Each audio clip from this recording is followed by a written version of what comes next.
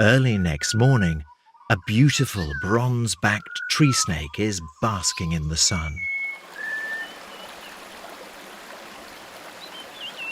As I wander down lower stream, I see a kingfisher. First, I think it's a common kingfisher, but there is something different about it.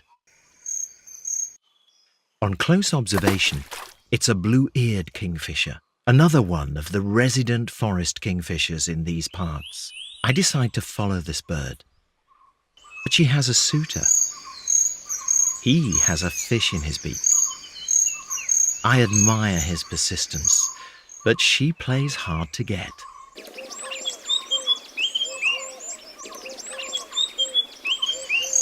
I guess she's testing his commitment.